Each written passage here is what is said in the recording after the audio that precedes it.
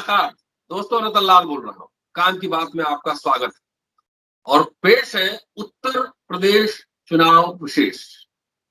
इसमें चर्चा करने के लिए हमारे साथ जाने माने बहुजन चिंतक, लेखक, संपादक, activist, diversity man of India HL. Tushar Saheb Ambedkar नामा में मौजूद है और उनसे जानने की कोशिश करेंगे कि उत्तर प्रदेश चुनाव खत्म हो चुका है, क्या आकलन है। लगातार ये चुनाव पर लगातार लिखते रहे हैं, क्या होने वाला है। इन बिटवीन ईवीएम हेरा फेरी, कई ट्रक इधर उधर पकड़े जा रहे हैं। अखिलेश यादव ने कल एक बहुत ही आक्रामक प्रेस कॉन्फ्रेंस किया है और कहा है कि ये लोकतंत्र का आखिरी चुनाव होगा, इसके बाद जनता को क्रांति ही करनी पड़ेगी। और इसी सिलसिले में हम बात करना चाह रहे हैं तुषार साहब से, आप लोग को बताना चाह रहे हैं, सुनाना चाह रहे हैं कि आखिर ईवीएम को लेकर तो हम लोग सोशल एक्टिविस्ट लोग लगातार सवाल उठाता ही रहा। क्या नेता लोग अब समझ पा रहे हैं कि ईवीएम की भी लूट हो रही, हेराफेरी हो रही है? खैर, इसके अलावा उत्तर प्रदेश किसकी, उत्तर प्रदेश का मुख्यमंत्री कौन, तुषार साहब के एनालिसिस के थ्रू हम समझने की कोशिश करेंगे। स्वागत है तुषार साहब। Thank you sir. आपके जो नियमित ऑडियंस है, मेरी ओर से जो है उनको कोटि कोटि जय भीम। मित्रों, 10 फरवरी से शुरू हुआ 7 चरणों का चुनाव जो है आपका 7 मार्च को खत्म हो गया। खत्म होने के बाद से जो है एग्जिट पोल भी आ चुका है और एग्जिट पोल के जो ये है चीजें जो उभर के आई हैं, उससे जो है दलित वंचित तबकों में एक भारी निराशा का माहौल है। अब फाइनल रिजल्ट क्या होगा ये तो 10 तारीख को बताया जाएगा, लेकिन जो एग्जिट पोल का रिपोर्ट है वही अभी फिलहाल चर्चा का विशेष रूप से विषय बना हुआ है। ढेरों लोग सहमत हैं, ढेरों लोग इससे जो है असहमत हैं। लोग मान रहे हैं कि जो है ये जो एग्जिट पोल हुआ है ये शासक दलों के लिए जो है एक फेवरेबल मानसिकता तैयार करने का माध्यम है। लेकिन मैं व्यक्तिगत रूप से कहूं तो जो एग्जिट पोल का रिजल्ट आया है अभी, उससे मैं बहुत ज्यादा विस्मित नहीं हूं। सर ने जैसे बताया कि मैं लगातार इस पर जो है लेखन करते रहता हूं। लगभग मैंने 27 आर्टिकल जो है पूरे चुनाव के दरमियान लिखे उत्तर प्रदेश चुनाव पर, और आखिरी आर्टिकल हमने 6 मार्च को लिखा था। 6 मार्च को कई अखबारों में प्रकाशित हुआ था, जिसका हमने शीर्षक बनाया था खांटी भाजपा विरोधी दल के रूप में उत्तीर्ण होने में व्यर्थ रहे यूपी के गैर भाजपाई दल। अर्थात हमने जो निष्कर्ष दिया अपने उस लेख में वो ये था कि जो गैर भाजपा दल जो उसके खिलाफ लड़ रहे थे वो खांटी भाजपा विरोधी के रूप में उभरने में जो है नाकाम रहे। उन्होंने ऐसी कोई भूमिका अदा नहीं किया जिससे लगे कि हाँ ये जो है पक्का भाजपा विरोधी दल है। ऐसा हमने अपने लेख में निष्कर्ष दिया और कहीं से जो है कंक्लूजन मेरा ये था कि जो है उत्तर प्रदेश में जो चुनाव हुआ है इसमें यदि बड़ा बदलाव कुछ हो सकता है तो उसमें जो है सबसे बड़ी भूमिका रहेगी जनता की। ये चुनाव जो है जनता लड़ रही है। जहां तक नेताओं का सवाल है, आपको मैं बतलाना चाहूं कि मेरे नजरिए से जो है जनवरी के पहले सप्ताह में बिल्कुल क्लियर हो गया था। योगी आदित्यनाथ जो उत्तर प्रदेश के जो सीएम है उन्होंने साफ कह दिया था कि ये चुनाव जो है 80 बनाम 20 का है, अर्थात हिंदू बनाम मुस्लिम का है। और इस खास एजेंडे पर ही देखिएगा कि उत्तर प्रदेश का पूरा चुनाव प्रचार जो है केंद्रित रहा। योगी आदित्यनाथ का जो है पूरे चुनाव के दरमियान ऐसा कोई वक्तव्य नहीं आया जिसमें इस बात का इंगित ना हो, हिंदू मुसलमान कराने की जो है उनके बयानों में झलक ना मिलती हो। बाकी जो है गैर प्रदेशों से गए हुए जो भाजपाई नेता थे, प्रधानमंत्री मोदी को लिया जाए, गृह मंत्री अमित शाह, राजनाथ सिंह जी और तमाम लोगों ने जो भी भाषण अपने दिए, उन सभी भाषणों का जो केंद्रीय बिंदु था वो एक तरीके से कहिए तो जो है 80 बनाम 20 पर था। 80 बनाम 20 ये मुद्दा था हिंदू बनाम मुस्लिम, जिसके सहारे जो है भाजपा मंडल उत्तरकार में उत्तरोत्तर जो है जीतती रही है, चुनाव दर चुनाव जो है वो विजय पाती रही है। भाजपा का उभार कब होता है? 7 अगस्त 1990 को जब मंडल की रिपोर्ट प्रकाशित होती है जिस रिपोर्ट के जरिए पिछड़ों को आरक्षण मिलने का मार्ग प्रशस्त होता है, तब जाकर के भाजपा जो है चुनाव में उतरती है और अयोध्या से सोमनाथ से अयोध्या का जो राम रथ की यात्रा के बहाने जो है धार्मिक ध्रुवीकरण की राजनीति पर वो अपना ध्यान केंद्रित करती है। और वहां से वो लगातार ध्रुवीकरण की राजनीति करते करते जो है केंद्र से लेकर के राज्यों में एकाधिक बार सत्ता में आती है और अब प्रतिरोध बन जाती है। इस बार का जो भाजपा का जो उत्तरी थी चुनाव में उत्तर प्रदेश में, इस चुनाव में जो है उसके लिए जीतना बड़ा जरूरी था। जबकि सच्ची बात यह है कि भाजपा अपनी नीतियों से उत्तर प्रदेश की जो बहुजन है, जो वंचित तबके हैं, उनको पूरी तरीके से जो है निराश कर चुके थे। लोग हर हाल में चाहते थे कि भाजपा का यहाँ से कोई बड़ा विकल्प उभरे, अर्थात जो है जो भाजपा के खिलाफ चुनाव में उतरे हैं वो उसके खांटी विरोधी के रूप में अपना चरित्र दिखलाया। लेकिन ऐसा नहीं हो पाया। इसी का इम्पैक्ट जो है आपका जो एग्जिट पोल में दिखाई पड़ रहा है। मसलन जब इस चुनाव को 80 बनाम 20 पर केंद्रित किया गया तो उसके थोड़े ही दिनों बाद जो है जब स्वामी प्रसाद मौर्य का एंट्री होती है सपा में, और सपा में एंट्री के बाद से जो है वो उसकी काट के लिए कहते हैं कि ये चुनाव जो है 85 बनाम 15 का है और इसी पर लड़ा जाएगा।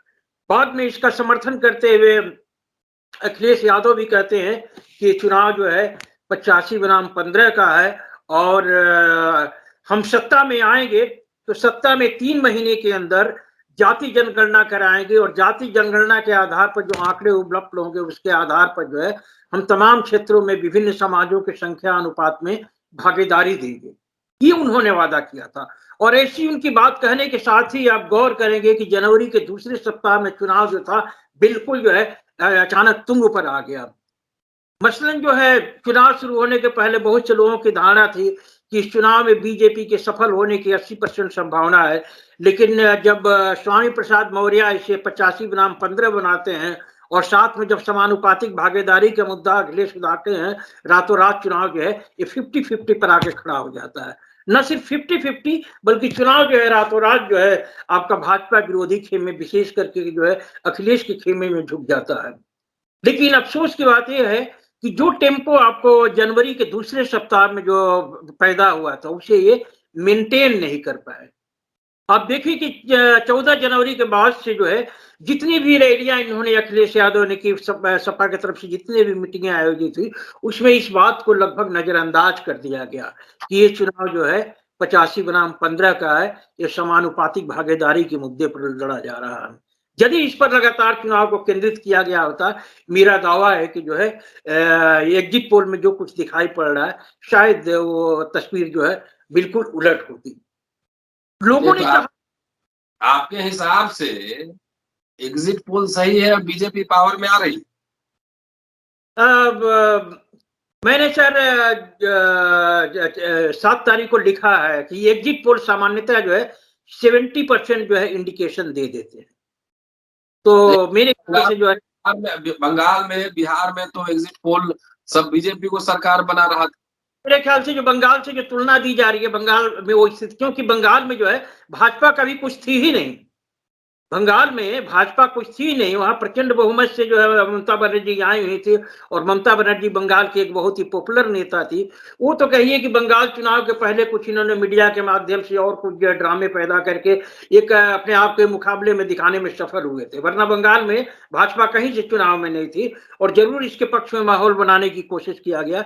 लेकिन मेरा सबसे बड़ा अनुभव है भाजपा के बंगाल से है ना होते हैं, मैं एग्जिट पोल को 70% जो है सही मानता हूं।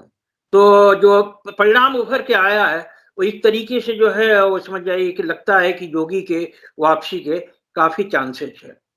अब अगर ये चांसेस बने हैं सर तो इसके लिए जो जिम्मेवार कौन है? इसके लिए जो भाजपा विरोधी दल जिम्मेवार है, जो भाजपा के खिलाफ चुनाव में लड़ रहे थे। इस चुनाव में इनको जो है वैसी नीतियां, वैसे ड्रीम देने चाहिए थे जिससे लगे कि जो भाजपा ने अपने 5 साल के शासनकाल में बहुजनों का जो अनिष्ट किया है उसकी भरपाई इनके द्वारा हो सकती है। लेकिन अफसोस के साथ कहना पड़ता है कि इन्होंने ऐसा कुछ ड्रीम नहीं दिया। नो डाउट जिस तरीके से बिहार में विधानसभा चुनाव में जो है आपका तेजस्वी यादव की रैलियों में जो है बेहिसाब भीड़ जुटती थी, लगभग कुछ ऐसा ही भीड़ यहाँ पर था। इस बार तो एक पत्रकार ने कहा कि ऐसी भीड़ हमने पूरे लाइफ में देखा नहीं। तो भीड़ तो इतनी जुटती थी, लेकिन भीड़ को आपने सपना क्या दिखाया? आपने सपना नहीं दिया। सपना क्या दिखा सकते थे? आप बिल्कुल भाजपा के अपोजिट होकर एजेंडा दे करके आप जो है लोगों को प्रभावित कर सकते थे। भाजपा ने पिछले 5 साल में किया है क्या? भाजपा ने जो सत्ता पाई है, उस सत्ता के जरिए जो है एक ऐसा उसने जो है पॉलिसी अख्तियार की है जिससे समस्त शक्ति के स्रोतों पर जो है, जो इस देश का सुविधा भोगी वर्ग है, सवर्ण, उनका कब्जा हो जाए, इस टाइप की नीति बना। एक मिनट, आप जो बात कह रहे हैं कि 80 बनाम 20 कर दिया, तो भाजपा ने इन 80 में क्या सपने दिखलाए? इसमें दलित, बैकवर्ड, सब तरह के लोग हैं। तो इसने कुछ बेहतर, ऐसा जनता क्या इसी भूली है कि 80 बोल दिया तो सब जाके 80 में सब चला गया? उसको सपने क्या दिखाया बीजेपी ने, क्या देगा? 80 बनाम 20 के माध्यम से उसने जो मुस्लिम हेट्रेड की बात कही, और ये लोगों के जहन में इस तरीके से जो है गथा हुआ है कि निकलना जल्दी मुश्किल है। इस मुद्दे पर बहुत आसानी से जो है विकास इत्यादि की तमाम बातें जो है लोग पीछे ढकल करके जो है मुसलमानों का अनिष्ट हो रहा है, मुसलमानों को भाजपा टाइट करती है, इसके नाम पर वोट दे देते हैं। तो इसकी काट के लिए सर इनको जो है कुछ ऐसा एजेंडा देना चाहिए था कि ताकि वंचित तबकों को जो है जो नुकसान हुआ था उसकी भरपाई हो। मसलन भाजपा के राज में होता है क्या? निजीकरण का सैलाब बहाया जाता है। आपके स्टेटमेंट में कॉन्ट्रडिक्शन है कि भाजपा ने बहुजनों का नुकसान किया, 5 साल नुकसान किया है, और खाली योगी जी जाके बोल दिया 80-20 कर दो तो सारे फिर नुकसान सहने के बावजूद भाजपा में चले गए। बिल्कुल, ये जो हेड पॉलिटिक्स का मुद्दा है सर, ये हर चुनाव में उनके लिए कारगर होता रहा है, और इसकी काट वही हो सकती है, सामाजिक न्याय का बड़ा मुद्दा दे करके जो है आप उसकी काट पैदा कर सकते थे। मसलन जैसे जो मैं बताने जा रहा हूं सर कि 5 साल में भाजपा ने किया है क्या? निजीकरण का सैलाब बहाया है, लेटरल एंट्री के जरिए जो है जैसे तैसे लोगों को जो है सत्ता में लाने की कोशिश किया है, विनिवेश के जरिए जो है देश की तमाम सारी संपत्तियों और परिसंपत्तियों को बेच करके जो है उस आधार को खत्म किया है जहां आरक्षण मिलता था। ऐसे में इन दलों को जो है इनकी नीतियों के काट के लिए जो है कुछ वैकल्पिक व्यवस्था देनी जरूरी थी। मसलन मेरे ख्याल से जो है एक खांटी भाजपा विरोधी पार्टी के रूप में उत्तीर्ण होते तो इनके लिए बड़ा जरूरी था कि अपनी घोषणा पत्र में कहते कि विनिवेशीकरण के तहत जितनी देश की संपत्तियों को, कंपनियों को बेचा है, हम सत्ता में आने पर उनकी जांच कराएंगे, प्रयोजन होने पर हम इनका जो है नए सिरे से राष्ट्रीयकरण करेंगे। भाजपा ने पिछले 5 साल के कार्यकाल में निजीकरण, लेटरल एंट्री और विनिवेशीकरण के तहत जो है आरक्षण के खात्मे का प्रयास तो किया है। उसने संविधान को धत्ता जताते हुए जनवरी 2019 में सवर्णों को आरक्षण दे दिया, गरीब सवर्णों के नाम पर आरक्षण दे दिया। यदि ये वास्तव में उसके क्या नाम विरोधी पार्टी के रूप में उभरने का प्रयास करते तो इनके तरफ से ऐसी घोषणा होनी चाहिए था, ऐसा एक प्रोग्राम सामने आना चाहिए था कि हम सत्ता में आएंगे तो सवर्ण का जो आरक्षण है उसका खात्मा करके नई व्यवस्था करेंगे। मसलन जो है ये बात आपका MK स्टालिन ने वहां पर तमिलनाडु में दे दी है। इनकी जो है सारी कोशिश रही, जैसे मैं बताया कि एक वर्ग संघर्ष का खुला खेल खेलते हुए ऑल सोर्सेज ऑफ पावर जो है ये जो सुविधा भोगी वर्ग है उसके हाथ में देना चाहते थे। विपक्ष को चाहिए था क्या कि ये वादा करता कि हम सत्ता में आएंगे तो ऐसी नीति बनाएंगे जिससे सुविधा भोगी वर्ग जो है अपने संख्या अनुपात पर सिमटे और उसके हिस्से का जो सरप्लस 65 से 75% अवसर है वो वंचित वर्गों के हाथ में जाने का मार्ग प्रशस्त हो, ऐसी हम पॉलिसी बनाएंगे। लेकिन इन्होंने ऐसा पॉलिसी नहीं बनाया। इन्होंने विनिवेश नीति को लेकर के कोई सवाल नहीं खड़ा किया, इन्होंने निजीकरण के खिलाफ कोई जो है बात नहीं उठाई। और तो और सर हाल के वर्षों में जो गैर भाजपाई राज्यों में कुछ अच्छे एग्जाम्पल सेट हुए हैं सामाजिक न्याय के पक्ष में, उस तक का इन्होंने जो है सदुपयोग करने की कोशिश नहीं किया। मसलन जो है 2020 में आपके पड़ोसी राज्य झारखंड में जो है ठेकों में वहां पर 25 करोड़ तक के ठेकों में रिजर्वेशन लागू होता है। आप इस चीज को अपने घोषणा पत्र में शामिल कर सकते थे। पिछले दिनों हमने देखा कि तमिलनाडु में जो है आपको नीट के मामले पर एक नया आदेश आता है कि जो लड़के 12 पास है उसी के आधार पर हम इनको मेडिकल कॉलेज में एंट्री देंगे, हम नीट की परीक्षा नहीं कराएंगे। वहां पर एक क्रांतिकारी फैसला जो है आपको मंदिरों के पुजारियों की नियुक्ति के क्षेत्र में लिया जाता है, जिससे ब्राह्मणशाही के खात्मे का मार्ग प्रशस्त होता है और 36,000 मंदिरों में दलित, आदिवासी और महिलाओं के पुजारी बनने का मार्ग प्रशस्त होता है। 2019 में आंध्र प्रदेश में जगन मोहन रेड्डी ने भाजपा विरोधी अपनी इमेज बनाते हुए उन्होंने जो है आपका जितने भी ये मंदिरों के ट्रस्ट हैं, ट्रस्ट में जो है दलित, आदिवासी महिलाओं को 50% भागीदारी देने का उन्होंने ये ऐलान किया था। उन्होंने सरकार के द्वारा निर्मित होने वाले बाजारों में हिस्सेदारी की बात की थी। उन्होंने स्थानीय लोगों को निजी क्षेत्र में 75% आरक्षण देने की बात किया। उसी तरीके से बहुत सी चीजें जो है आपका ये जो गैर भाजपाई राज्य है छत्तीसगढ़ में भी ये हुआ था। तो सामाजिक न्याय के मोर्चे पर जो गैर भाजपाई मुख्यमंत्रियों ने एग्जाम्पल सेट किया, कम से कम उनसे भी प्रेरणा लेना चाहिए था इनको। और सबसे बड़ी बात है कि जो है एक ऐसा इनको प्रोग्राम देना चाहिए था जिससे लगे कि जो है सामाजिक न्याय की धारा जो है नए सिरे से इस चुनाव में भाजपा के आउट होने के बाद से उत्तर प्रदेश में प्रवाहमान होगी, जो नहीं हुआ। न होने का जो नतीजा है सर कि वो जो दिखाई पड़ रहा है कि स्थिति बड़ी शोचनीय है। भाजपा ने जो स्थिति पैदा की सर, आप एकदम चालू मुद्दे से उनका मुकाबला नहीं कर सकते थे। जबकि उत्तर प्रदेश में दिखाया गया सर बहुत ही रूटीन मुद्दे उठे थे। रूटीन मुद्दे क्या है? महंगाई है। कौन सा ऐसा चुनाव है जिसमें महंगाई मुद्दा नहीं बनता है? कौन सा ऐसा चुनाव जो है जिसमें बेरोजगारी मुद्दा नहीं बनता है? यही सब रूटीन मुद्दे उठाए गए। हाँ, एक मुद्दा जरूर जो है आपका समाजवादी पार्टी की तरफ से उठा था और उसमें था एक कैरेक्टर भाजपा विरोधी होने का। 2005 में प्रधानमंत्री वाजपेयी ने जो है जो पुरानी पेंशन योजना को खत्म किया था, उसके पुनर्वापसी की घोषणा जो है अखिलेश यादव ने बड़े सदम्भ जो है चुनाव शुरू होने के पहले ही कहा था। इवन अपने घोषणा पत्र में भी शामिल किया था कि सत्ता में यदि हम आएंगे तो पुरानी पेंशन को लागू करेंगे। ये एक बहुत ही महत्वपूर्ण घोषणा थी और यहाँ का जो बहुजनों का जो कर्मचारी वर्ग है वो इससे बहुत ही प्रभावित हुआ था। बाद में चुनाव के एक सप्ताह पहले जब राजस्थान में यही पुरानी पेंशन योजना लागू होती है तो एक नई उम्मीद जगती है। लेकिन मुझे तो दुख के साथ कहना पड़ता है कि राजस्थान में जो एग्जाम्पल सेट हुआ उसे देखते हुए जो है नए सिरे से इसको पूरा जो मुद्दा जो बनाना चाहिए था उस शिद्दत के साथ नहीं बनाया गया सर। तो मेरा मानना है सर कि जो है सामाजिक न्याय के द्वारा है जो है भाजपा की नीतियों की काट हो सकती थी और सामाजिक न्याय का एजेंडा जो है इस चुनाव में खड़ा करने का परिणाम जो है ये है कि वो सत्ता में आती दिख रही है सर, ऐसा मेरा आकलन है। आज ओल्ड पेंशन स्कीम आज छत्तीसगढ़ में भी लागू हो गया। अच्छा, छत्तीसगढ़ में भी ओल्ड पेंशन स्कीम लागू हो गया। बधाई, बहुत बड़ी बात है। तो ये जो ओल्ड पेंशन राजस्थान में लागू हुआ था सर, उसका बड़ा अच्छा इम्पैक्ट जो है उत्तर प्रदेश में पड़ा था और लगा कि सिर्फ एक मुद्दा है जो है आखिरी के जो 2 चुनाव बचे हुए, 2 फेज बचे हुए, उसमें ये इफेक्टिव होगा, लेकिन उस शिद्दत के साथ जो है नहीं उठाया गया। सबसे बड़ा तो मेरा यही कहना है कि यदि आप वो 80 बनाम 20 का मुद्दा उठा रहे थे, आपने चुनाव को जो है 85 बनाम 15 पर केंद्रित नहीं किया। मेरा दावा है सर कि अगर ये चुनाव पूरी तरीके से 85 बनाम 15 तथा समानुपातिक भागीदारी के मुद्दे पर खड़ा होता, सिनेरियो बदल गया होता। यहाँ विपक्ष के समक्ष एक बड़ी चुनौती थी सर। पिछले चुनाव में भाजपा ने लगभग 40% के करीब उसको वोट प्रतिशत मिले थे।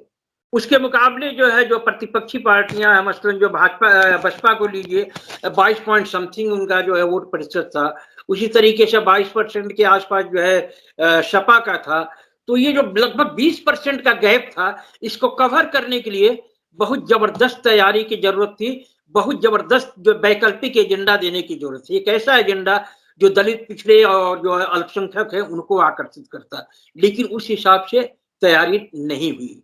हाँ, ये है कि जन आक्रोश रहा। जैसे हमने भी जो लिखा है कि चुनाव जो है जनता लड़ रही थी, जनता में मोदी पे योगी सरकार के खिलाफ बहुत ही आक्रोश था सर। उसका रिफ्लेक्शन जो है इसमें होता दिखाई पड़ रहा है। ये एग्जिट पोल आया है, सभी एग्जिट पोल बतला रहे हैं कि जो है सपा को 150 पौने 200 के करीब सीटें मिल सकती है। ये सर कम नहीं है। आप पिछले चुनाव में देखिए, ये 60 से नीचे ही था, 57 सीटें पाए थे और 57 के मुकाबले जो है जहां उनका वोट प्रतिशत जो है आपका 20 पॉइंट समथिंग था, अभी जो है लगभग 30-35% के आसपास ये हुआ है। तो एक विकास तो हुआ है, लेकिन इसे और मैंने करने के लिए 40% जो भाजपा का जो वोट परसेंट था उसको कवर करने के लिए ये पर्याप्त नहीं था। कुछ और जो है माने सामाजिक न्याय से जुड़े हुए जोरदार मुद्दे उठने चाहिए थे, जो विपक्ष विशेष करके समाजवादी पार्टी जो है उठाने में विफल रह गई। आपके हिसाब से आखिरी सवाल, आपके हिसाब से कल क्या होगा? कितने सीट भाजपा को और कितने सपा को? अभी लखनऊ घर में ही है, लग रहा है लगातार लखनऊ जो जोगी बैक करेंगे। कल का जो रिजल्ट जो आ रहा है, जोगी बैक कर सकते हैं। चलिए, तो कल है काउंटिंग और कल जो है, कल हम आपसे फिर मुलाकात करेंगे और नहीं, आपके एक एनालिसिस कल आपसे फिर होगी। तब तक शुक्रिया साहब। और दोस्तों, इसे दुसाद साहब थे, कह रहे हैं कि बीजेपी कम बैक करेगी। इनकी अपनी एक समझ है, अपनी एक नजर है इश्यूज को देखने का, लगातार लिखते रहते हैं अखबारों में। पूरा वीडियो सुनिए और शेयर करते रहिए। कल मैं दुसाद साहब से फिर मिलूंगा और आपको फिर सुनवाऊंगा। शुक्रिया, जय हिंद।